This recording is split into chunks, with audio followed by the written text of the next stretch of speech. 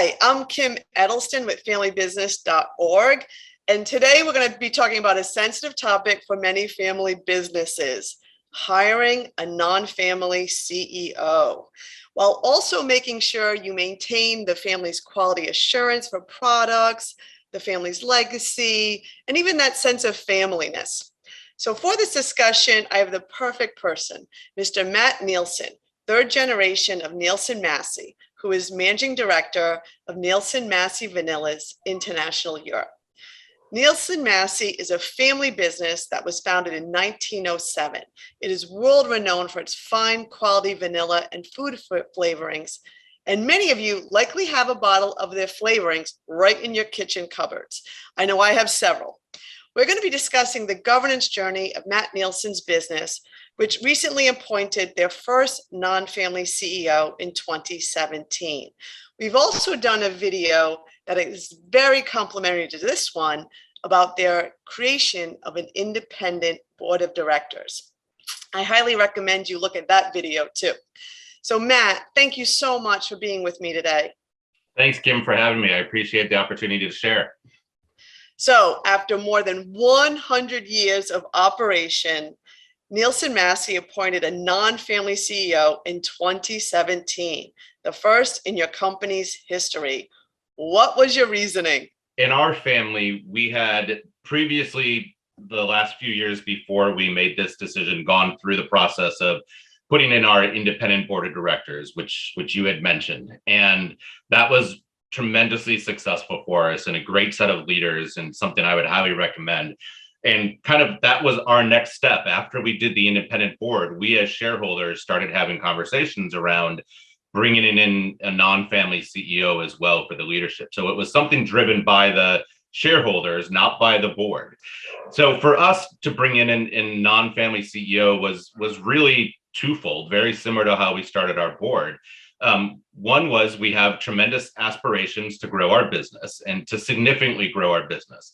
And while we knew that we could do it as shareholder executives in the business, we knew that there would be a lot of bumps in the road and things that could disrupt the business along the way. And we wanted a leader to help us with that process and grow the business who had kind of been there and done that.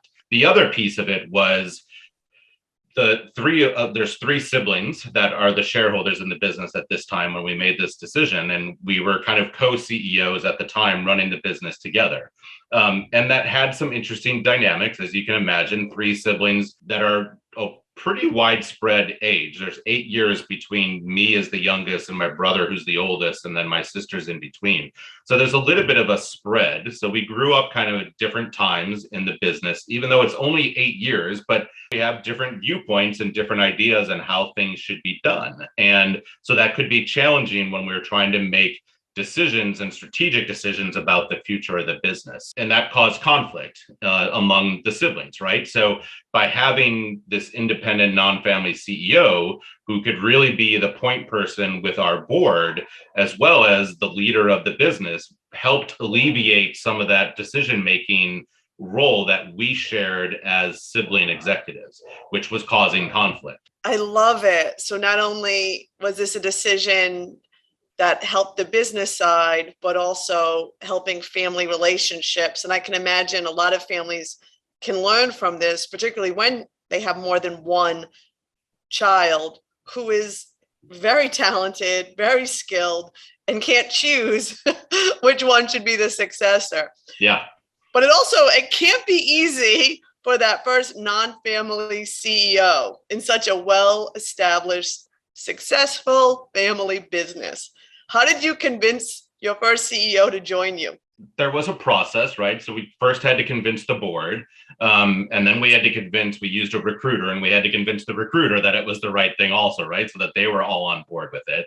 But, ultimately, really what it came down to is we have an interesting business, right? We're a flavor company, and it's one of those things that you do that people don't really think about. So it's attractive to people because it's different than what they may have experienced in other food companies that they may have worked with. And then the biggest piece for us is how are we as shareholders and directors and executives in the business. Because particularly in our situation, my brother and sister and I wear all the hats. So we are family, we are shareholders, we're directors on the board. So it's an interesting relationship dynamic with the CEO because we report to the CEO as executives, but the CEO reports to the board and we're directors on the board. And then, of course, the board reports to the shareholders and we're the shareholders.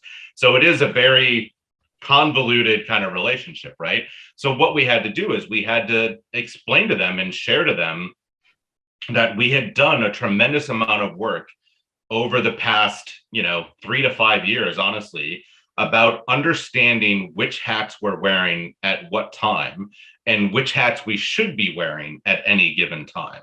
So as an example, when we're executives in the business, talking about activities in the business, we, in theory, should never put on our owner hat, our shareholder hat, right?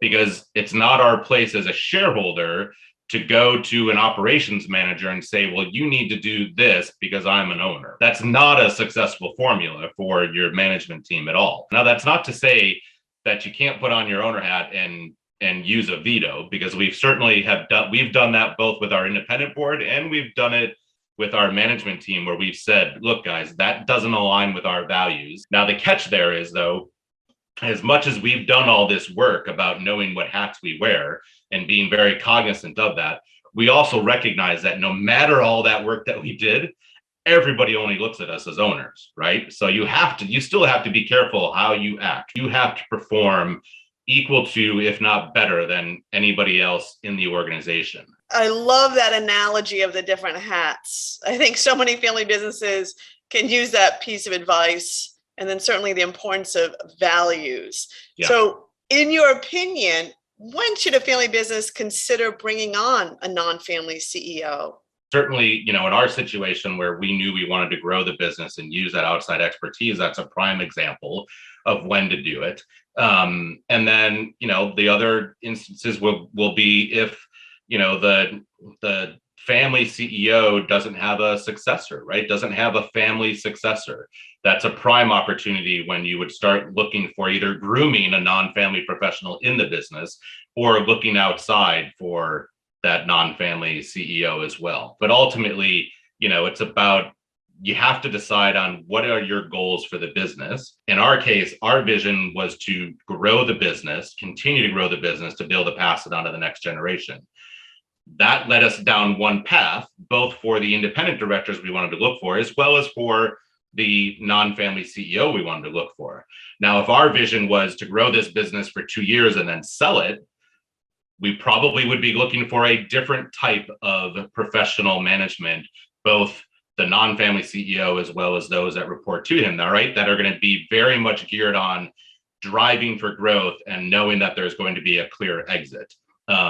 And so you have to kind of set that vision first, because it really leads you to what kind of professionals do you want. And they're going to want to understand that also, right? So, they want to know whether they are going to have a job in a year or two, or is this just a short-term gig and they got to, keep their irons in the fire to know where their next opportunity is going to be. It sounds from your story too, that you have 3 siblings who are all very talented, have different roles in the business. And bringing in a non-family CEO allowed all of you to stay in those roles, which you were doing so very well, and still focus on being shareholders. So I think that's a really neat perspective. And the fact that you talked about how it actually helped improve family relations is a really important thing more family businesses should consider. It did actually help alleviate some of our stress on our responsibility as executives, so that we could put more time and attention into being shareholders for the business and giving proper kind of vision and direction to the board on where we want the business to go. So it freed up that time for us to work on the things that we need to work on as shareholders as it relates to next generation, right? Education and all the plans that we need to be making, estate planning and all these things, right? That have to be happening. But when you're so embedded in the business and working on putting out fires, that's always like the last thing that happens. So you got to be able to free up that time to do it. And that was an extra benefit to doing it. I also appreciate how you talked about the importance of values. So many family businesses, they resist bringing in non-family leadership because they feel it may negatively impact that sense of familyness, that they are a family business. So what have you done to ensure that your family's legacy and that sense of familyness stays at Nielsen-Massey? 25 or 30 years ago, we had like 12 employees, and now, like, we're not, from an employee perspective, we're not huge. Now we've got like 80, but that's still a significant jump, right? And so to maintain that familyness from 12 to 80 as we grew and as we continue to grow beyond that is really important to us. So we did that by obviously making sure we're all clear on the values, right? That's first and foremost. We have to make sure that as shareholders, we're aligned on what the values are for the business. And then we have to make sure that the business understands what those values are. And we make it very pointed that as we're bringing on new people, what is their value set and are they a cultural fit for us? That is so important to us to make sure that we have the right fit from a cultural perspective, so that they can understand those values and live those values. And one of our values is quality. It's certainly what our reputation is for our products in the marketplace and in the industry. So that first and foremost is like, we grill that into everybody that comes in. And we basically use the saying that, look, we're not looking to be the biggest vanilla company in the world. That's not our goal. Our goal is still and always will be to be the best vanilla company in the world. And best means the quality of the products, but also the quality of the people, the processes we use, like all those things that go into making us what we think is a great company. And you make sure that you're identifying those candidates that understand that, and will align to that. Excellent advice.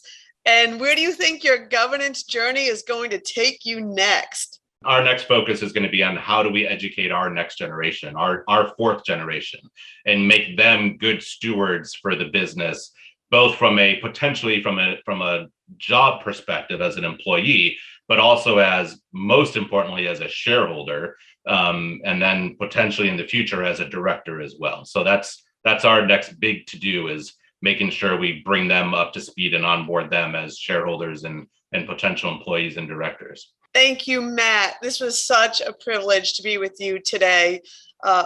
Matt Nielsen, who wears many hats at Nielsen-Massey, shareholder, executive, managing director of Nielsen-Massey Vanillas International Europe. I appreciate so much of your advice. I hope a lot of family businesses listen and implement. Thank you so much.